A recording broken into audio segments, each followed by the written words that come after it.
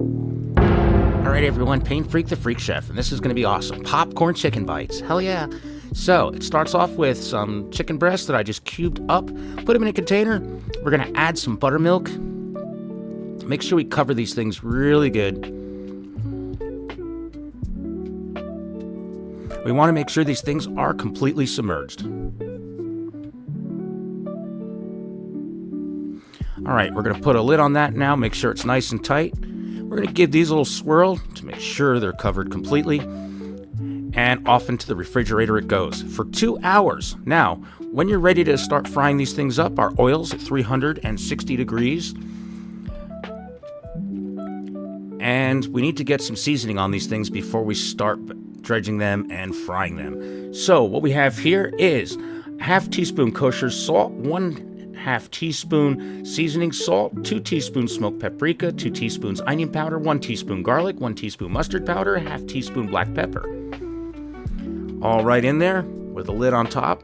And we're going to give these things a good toss to make sure they get coated really well and nice and evenly.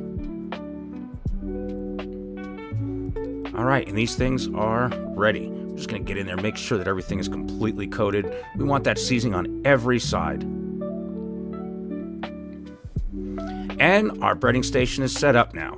So, first things first, our flour and cornstarch mixture. This is made with 4 tablespoons of all-purpose flour and 4 tablespoons of cornstarch. So 4 tablespoons of each. We're going to do the toss around method. And these can all go in the flour to start. Make it nice and easy, give it a toss. And these are all nice and coated. Now we're going to work in batches for this one. It has to go into 2 egg whites. I think we should be able to fit 4 or 5 in that pot, so let's see how this works out. Make sure the egg is now coating nice and evenly. And off it goes into panko breadcrumbs. The panko breadcrumbs are a lot more coarse than regular breadcrumbs, and these will work much better for this type of recipe. And off we go into our 360 degree Fahrenheit oil. Be very careful plopping these in, nice and careful.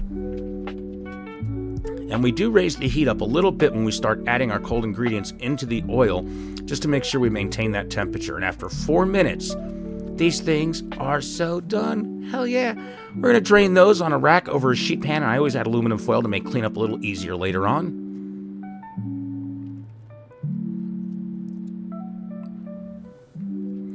And let's take a look at these. Oh, these things are so crispy. Look at that nice crispy coating on them. Let's cut into one and we'll take a look.